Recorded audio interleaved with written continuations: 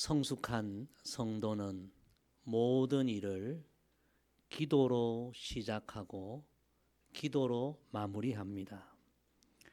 우리는 오랜 시간 성숙한 성도, 성숙한 열매 이런 주제로 야고보서 말씀을 상고해 왔는데 이제 오늘 마지막 말씀입니다. 전체 말씀의 결론입니다. 오늘 야고보서 이 말씀의 결론은 성숙한 성도는 어떤 성도인가? 모든 일을 기도로 시작하고 또 모든 일을 기도로 마무리하고 완성하는 성도가 성숙한 성도이다. 바로 이 말씀입니다. 우리가 야고보서를 처음부터 이제 이 마지막까지 지금 나누어 왔는데 이 야고보서에 강조하는 내용 중에 한 가지가 기도입니다. 성숙한 성도가 되기 위해서는 정말 그의 신앙생활에 기도가 중요하다는 사실을 처음부터 계속 강조합니다.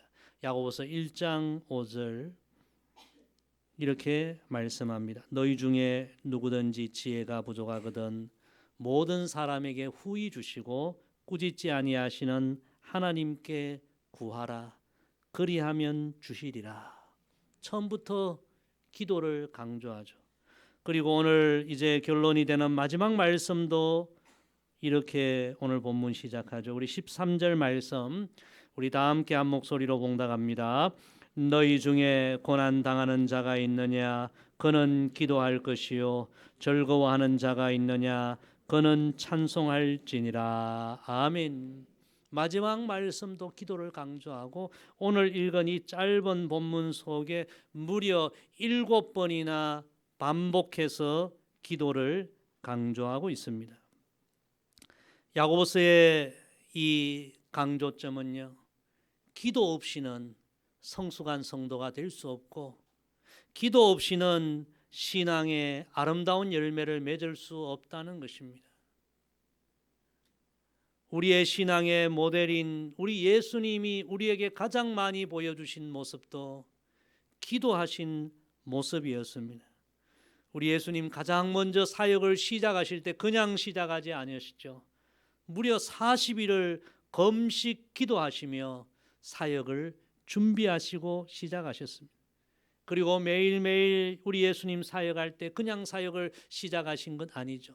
매일 새벽 기도, 새벽 미명에 하나님 앞에 나아가 기도하며 사역을 시작하셨고, 그리고 우리 예수님 사역의 중요한 순간 고비가 올 때 그때는 정말 더 간절하게 기도하십니다.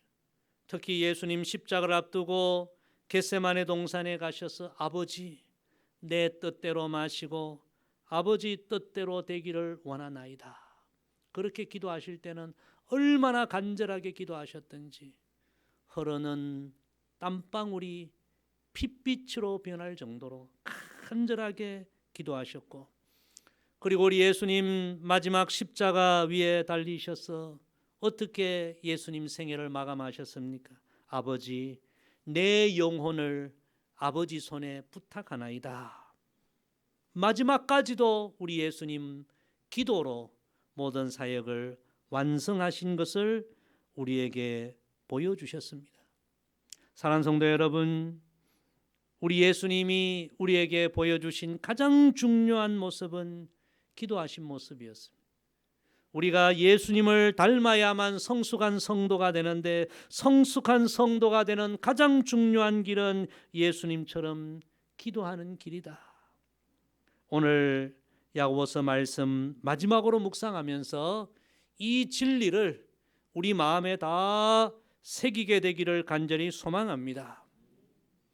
성숙한 성도가 되는 길은 기도에 있고 기도해야 우리의 믿음이 성숙해지고 우리의 신앙의 모든 상황 속에 승리하게 되고 귀한 열매를 맺게 된다. 우리는 잊지 말아야 합니다.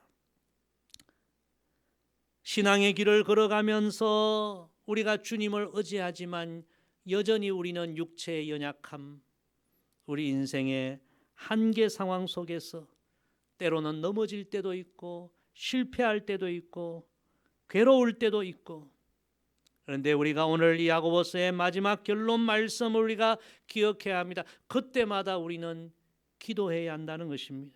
너희 중에 고난 당하는 자가 있느냐? 그는 기도할 것이요. 여러분, 미성숙한 성도는요, 괴로울 때 그저 괴로워합니다. 그러나 성숙한 성도는 괴로울 때 기도합니다. 그 차이예요. 우리 찬양에 보면 괴로울 때 주님의 얼굴 보라, 평화의 주님 바라보아라. 괴로울 때도 기도하는 성도가 성숙한 성도인 줄로 믿습니다. 병들었을 때도 성숙한 성도는 하나님 앞에 기도합니다. 인생의 환난 날에도 성숙한 성도는 하나님 앞에 기도합니다. 시편 50편 15절 말씀입니다. 환난 날에 나를 부르라. 내가 너를 건지리니 내가 나를 영화롭게 하리로다. 성숙한 성도는 어떤 상황 속에서도 기도하고 기도로 승리하는 성도입니다. 저와 여러분이 바로 이런 영적으로 성숙한 믿음의 성도들 되기를 주의 이름으로 축복합니다. 그럼 오늘 야고보서 이 마지막 말씀, 우리가 성숙한 믿음의 성도가 되기 위해서는 어떤 기도를 하나님 앞에 올려드려야 합니까? 오늘 본문을 통해서 우리 세 가지 중요한 영적 교훈을 얻기를 원합니다. 첫째, 따라합시다. 성숙한 성도는 믿음의 기도를 드립니다. 우리 본문 14절 15절 우리 두 절 다시 읽습니다. 시작. 너희 중에 병든 자가 있느냐? 그는 교회 장로들을 청할 것이요 그들은 주의 이름으로 기름을 바르며 그를 위하여 기도할지니라. 믿음의 기도는 병든 자를 구원하리니 주께서 그를 일으키시리라. 혹시 죄를 범하였을지라도 사심을 받으리라. 아멘. 오늘 첫째로 이 본문 가운데 우리가 주목해야 할 말씀은 믿음의 기도라는 말씀입니다. 야고보서는 처음부터 믿음의 기도를 강조합니다. 1장 6절 7절에 보면요, 오직 믿음으로 구하고 조금도 의심하지 말라. 의심하는 자는 마치 바람에 밀려 요동하는 바다 물결 같으니 이런 사람은 무엇이든지 주께 얻기를 생각하지 말라. 여러분, 어떤 상황 속에서도 믿음의 기도를 하나님 앞에 올려드리시기를 바랍니다. 고난을 만나도, 우리 주변의 어려운 이들을 만나도, 인생에 심각한 문제가 생겼을지라도 우리는 하나님 앞에 믿음으로 기도해야 합니다. 그냥 기도도 중요하지만 오늘 야고보서는 믿음으로 기도하는 그 성도가 성숙한 믿음의 성도라는 진리를 우리에게 선포해 주십니다. 사랑하는 성도 여러분, 믿음으로 기도하시기를 바랍니다. 하나님이 오늘 우리의 기도를 들으시고 응답해 주시고 우리가 가진 문제의 크기보다 우리를 향한 더 놀라운 사랑의 크기로 우리의 모든 문제를 해결해 주실 것을 믿는 믿음으로 기도하시기를 바랍니다. 나의 하나님은 전능하신 하나님, 능치 못함이 없으신 하나님이심을 믿는 믿음으로 여러분 기도하십시오. 우리가 광야의 길을 걸어가고 고난의 길을 걸어가고 골짜기의 길을 지금 걸어갈지라도 하나님은 이미 우리를 향한 선한 계획을 가지시고 우리를 인도하시고 마침내 하나님의 선한 뜻을 다 이루실 것을 믿는 신실하신 하나님이심을 믿는 믿음으로 여러분 기도하시기를 바랍니다. 사람들이 나를 버릴지라도 하나님의 사랑은 우리를 결코 포기하지 않고 알파와 오메가 되신 우리 하나님은 끝까지 변함없는 사랑으로 나를 붙드실 것을 믿는 믿음의 기도를 하나님 앞에 드리시기를 바랍니다. 예수님도 믿음의 기도를 강조하셨어요. 마태복음 21장 21절 22절에 보면 내가 진실로 너희에게 이르노니 만일 너희가 믿음이 있고 의심하지 아니하면 이 무화과 나무에게 된 이런 일만 할 뿐 아니라 이 산더러 들려 바다에 던져지라 하여도 될 것이요 너희가 기도할 때 무엇이든지 믿고 구하는 것은 다 받으리라. 우리는 모든 일에 최선을 다하고 우리의 삶에 노력을 해야 하지만 정말 우리의 삶에 모든 것을 이루시는 분은 하나님이심을 인정하며 늘 믿음의 기도를 하나님 앞에 올려드려야 합니다. 우리 건강도 그렇습니다. 제가 언젠가 서울대병원 어느 의사가 말하는 10대 건강 수칙에 관한 이야기를 읽었습니다. 이런 10가지 이야기를 합니다. 첫째는 약을 너무 믿지 말라. 이 서울대병원 의사가 하는 얘기. 약을 너무 믿지 마라. 두 번째, 약은 반드시 의사 처방을 받고 먹어라. 세 번째, 한약은 더 신중하게 복용해라. 네 번째, 약보다 음식을 통해 영양을 골고루 섭취해라. 다섯째, 농축된 식품보다 자연 그대로 식품이 좋다. 여섯째, 물은 항상 끓여 먹어라. 일곱째, 과음하지 말라. 이번 추석에 여러분 과음하지 마시기 바랍니다. 여덟 번째, 적당한 휴식을 취하라. 아홉째, 적당한 운동을 하라. 열째, 손을 항상 청결하게 하라. 의사가 하는 얘기. 우리가 이런 10가지 기본 수칙만 잘 지켜도 상당히 건강할 수 있다는 그런 이야기입니다. 그런데 여러분, 하나님을 경외하는 우리 그리스도인들은요, 여기에 반드시 한 가지를 더 추가해야 할 것이 있습니다. 그것은 우리가 매일매일 하나님 앞에 기도를 드려야 한다는 것입니다. 우리가 우리의 건강을 위하여 노력하는 것도 중요하지만 그 위에 우리는 늘 하나님 앞에 기도해야 합니다. 아침에 일어나는 순간 하나님 오늘도 제게 생명 주셔서 감사합니다. 오늘도 하나님과 동행하는 믿음의 삶을 살기를 원합니다. 하나님 경외하는 그 거룩한 길을 걸어가기를 원합니다. 우리의 모든 노력 위에 우리가 기도하고 하나님의 은혜가 우리에게 부어질 때 우리는 진정 영육 간의 강건한 삶을 살아가게 될 줄로 믿습니다. 유명한 기독교 의사 암브로스 파레라는 분은요, 자기 진료실 앞에 이런 글을 써놓았다고 합니다. 나 의사 파레는 상처를 치료하지만 병을 낫게 하시는 분은 하나님이시다. 기독교 의사예요.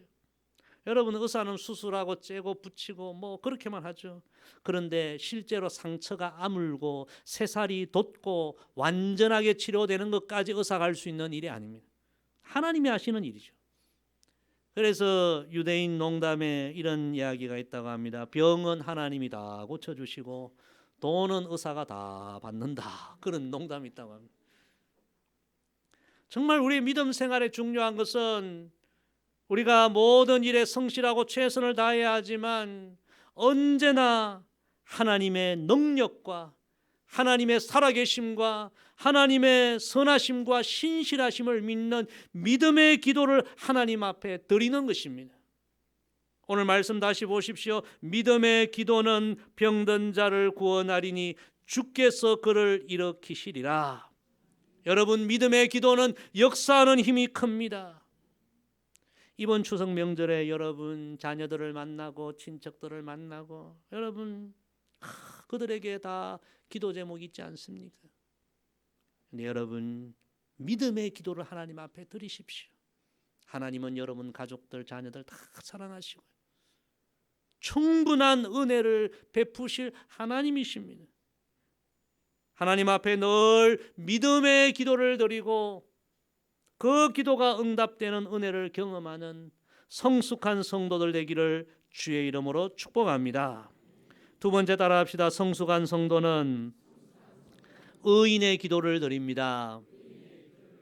우리 16절 말씀, 본문 16절 다 같이 읽습니다. 시작. 그러므로 너희 죄를 서로 고백하며 병이 낫기를 위하여 서로 기도하라. 의인의 간구는 역사하는 힘이 큼이니라. 아멘. 오늘 본문의 두 번째로 주목할 말씀은 의인의 간구입니다. 의인의 기도입니다. 굉장히 중요한 말씀이에요. 우리가 하나님 앞에 기도를 드리는 것도 중요하지만 야고보서가 오늘 두 번째로 강조하는 것은요, 기도하는 우리의 삶이 중요하고 하나님 앞에 기도 드리는 우리의 믿음이 중요하다는 것입니다. 기도 자체도 중요하지만 기도하는 자의 삶과 믿음이 하나님 앞에서 더 중요하다는 것입니다. 다른 말로 하면 하나님과의 올바른 믿음의 관계 속에서 드리는 기도가 하나님 응답하시는 기도가 된다는 말씀입니다. 왜 그렇습니까? 하나님 분명 우리의 기도를 들으십니다. 그런데 여러분, 하나님은 기도하는 우리의 삶도 감찰하고 계신다는 사실을 우리가 꼭 기억해야 합니다. 우리가 하나님과 올바른 믿음의 관계 속에서, 하나님과의 아름다운 관계 속에서 하나님을 기쁘시게 하는 삶을 살아가면서 기도하면 하나님이 그 기도를 더 기뻐 받으신다는 말씀입니다. 예를 들어서 여러분 이웃에게 뭔가 부탁을 합니다. 그런데 이웃과 좋은 관계 속에 있으면 이웃이 그 부탁을 기꺼이 들어주죠. 그러나 평소에 이웃과 불편한 관계 속에서 급하다고 뭐 좀 이렇게 간청하면 들어주겠습니까? 마찬가지예요. 우리가 하나님과의 바른 믿음의 관계 속에서 하나님이 기뻐하시는 믿음의 길을 늘 걸으면서 의인의 삶을 살면서 하나님 앞에 기도하면 하나님 그 기도 기뻐하신다는 것입니다. 사랑하는 성도 여러분, 우리의 기도가 의인의 기도가 되기를 주의 이름으로 축복합니다. 하나님 앞에 기도해도 응답이 없습니다. 하나님 침묵하십니다.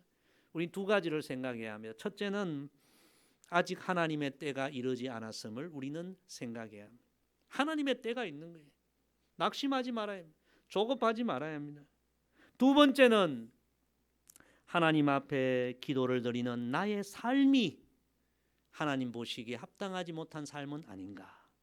하나님 앞에 기도는 드리지만 하나님 앞에 해결하지 못한 죄의 문제들이 내 안에 있지는 않는가 살펴야 하는 것입니다. 왜냐하면 우리 하나님은 죄인의 기도를 들으시겠습니까? 의인의 기도에 응답해 주시기를 기뻐하시죠. 잠언 15장 29절 말씀입니다. 여호와는 악인을 멀리하시고 의인의 기도를 들으시느니라. 그래서 우리가 하나님 앞에 기도할 때는요, 먼저 우리 자신을 살펴야 합니다. 나는 의인의 삶을 살고 의인의 기도를 하나님 앞에 드리는가? 회개할 것 회개해야 합니다. 하나님과의 늘 올바른 관계를 이루어야 합니다. 그런 의인의 기도를 드린 대표적인 사람이 다윗입니다. 다윗은 하나님 앞에 기도할 때 가장 먼저 자신의 마음부터 살폈습니다. 하나님이여 나를 살피사 내 마음을 아시며 나를 시험하사 내 뜻을 아옵소서. 내게 무슨 악한 행위가 있나 보시고 나를 영원한 길로 인도하소서. 다윗도 허물이 많았습니다. 그러나 그는 얼마나 많은 응답받는 기도를 드린지 모릅니다. 그것은 그가 늘 하나님 앞에서 자신을 돌아보며 늘 회개와 고백이 살아있는 의인의 기도를 드렸기에 다윗은 그 누구보다 많은 응답을 받게 된 것입니다. 사랑하는 성도 여러분, 우리의 기도가 의인의 기도가 되기를 늘 하나님 앞에 그렇게 기도하시기를 바랍니다. 하나님과의 언제나 올바른 믿음의 관계, 하나님이 기뻐하시는 의인의 삶을 드리며 하나님 앞에 기도하기를 여러분 늘 힘쓰시기를 바랍니다. 의인의 기도를 드리는 성도가 성숙한 성도요, 하나님은 의인의 기도에 응답해 주신다는 이 진리를 늘 우리 마음에 새기기를 간절히 소망합니다. 세 번째 따라합시다. 성숙한 성도는 간절한 기도를 드립니다. 우리 본문 17절 18절 마지막 두 절 말씀 같이 읽습니다. 시작. 엘리야는 우리와 성정이 같은 사람이로되 그가 비가 오지 않기를 간절히 기도한즉 3년 6개월 동안 땅에 비가 오지 아니하고 다시 기도하니 하늘이 비를 주고 땅이 열매를 맺었느니라. 아멘. 오늘 이 본문 속에 우리가 세 번째로 주목할 말씀은 간절한 기도입니다. 성숙한 성도는 믿음의 기도를 드립니다. 그리고 의인의 기도를 드립니다. 그리고 오늘 세 번째 말씀, 간절한 기도를 드린다. 여러분, 하나님 앞에 지금 어떤 기도를 드리고 있습니까? 간절한 기도를 하나님 앞에 올려 드리시기를 바랍니다. 오늘 야고보는 세 번째로 간절한 기도를 드렸던 한 사람을 소개합니다. 그가 바로 엘리야 선지자입니다. 엘리야 선지자 시대는 정말 우리 시대보다도 훨씬 더 신앙생활하기 어려운 시대였습니다. 그래서 그는 더 간절하게 기도했습니다. 그래서 여러분, 하늘에서 불을 내리기도 했고 3년 6개월 극한 가뭄 속에서 하늘의 문을 열고 단비를 내리게 했던 그 믿음의 주인공이 바로 엘리야 선지자였죠. 엘리야 선지자의 이야기를 읽어보면 얼마나 간절히 기도했는지 모릅니다. 특히 3년 6개월 온 세상 가뭄이 임할 때에 하나님께 다시 이 땅에 비를 내려달라고 기도할 때 얼마나 간절히 기도했는지, 땅에 무릎 꿇고 머리를 무릎 사이에 넣고 간절하게 기도하고, 기도한 이후에 사원을 불러서 저 산에 올라가 바다 쪽을 한번 바라보아라. 혹시 구름이 일어나지 않았느냐. 사원이 갔다 와서 이야기합니다. 선생님, 구름 한 조각도 보이지 않습니다. 엘리야 선지자는 포기하지 않고 또 기도합니다. 그리고 사원을 보냅니다. 아무것도 보이지 않습니다. 3번째, 4번째, 5번째, 6번째 계속 기도합니다. 웬만한 사람 같으면 안 되겠구나, 포기할 텐데요. 엘리야는 끝까지 포기하지 않고 끝까지 간절하게 기도합니다. 7번 기도하고 또 사원을 보냅니다. 사원이 갔다 와서 선생님, 손바닥만한 조그마한 구름이 보입니다. 거대한 비구름도 아니에요. 조그마한 손바닥만한 구름, 바람 불면 싹 사라질 수 있는 구름. 너무나 실망스러워요. 그런데도 엘리야는 실망치 않고 그 손바닥만한 구름만 바라보면서 간절하게 하나님 앞에 기도하고, 하나님께서 그 간절한 기도를 응답하시고 마침내 3년 6개월 가뭄으로 가득한 메마른 땅에 큰 비를 내려주십니다. 할렐루야. 여러분, 성숙한 성도는요, 간절하게 기도하는 성도입니다. 하나님 앞에 1번, 2번, 3번, 4번 기도하고 포기하는 것이 아니라 응답이 올 때까지 끝까지 기도하고, 하나님이 손바닥만한 그런 실망스러운 그런 응답을 주셔도 낙심하지 않고 끝까지 간절하게 기도하는 성도입니다. 우리 옆에 분과 한번 이야기합시다. 간절하게 기도합시다. 하나님은 간절하게 기도하면 응답해 주십니다. 우리나라가 6.25 전쟁 때 삽시간에 나라를 빼앗기고요, 낙동강 하부 그 일부 정말 손바닥만한 지역만 남기게 되지 않았습니까? 희망이 보이지 않았습니다. 그때 부산 초량교회 이승만 대통령과 많은 교회 지도자들이 모여서 하나님 앞에 정말 간절하게 기도했습니다. 아마 우리 현대사에서 우리나라의 지도자들이 그렇게 간절하게 하나님 앞에 부르짖어 기도한 적이 없었을 거예요. 하나님이 그 간절한 기도를 들으셨습니다. 하나님께서 메가드 장군을 통해 인천 상륙 작전을 성공시켜 주시고 우리 민족을 살려 주셨습니다. 그래서 오늘 우리 대한민국이 있고 오늘 우리가 이곳에 있는 줄로 믿습니다. 여러분, 이거 우연이 아닙니다. 하나님께서 그때 그 간절한 기도에 응답해 주신 결과입니다. 우리는 정말 지금보다 더 간절하게 기도해야 합니다. 삶의 여러 어려움이 있을수록 더 에스더처럼 죽으면 죽으리라는 각오로 간절하게 기도해야 합니다. 주변 사람 볼 거 없습니다. 바디메오처럼 주변 사람을 의식하지 말고 다윗의 자손 예수여 저를 불쌍히 여겨주소서, 간절하게 하나님 앞에 기도해야 합니다. 야고보서의 결론입니다. 간절하게 기도하라. 이 세상 역사를 변화시켜 온 것은 여러분 기도입니다.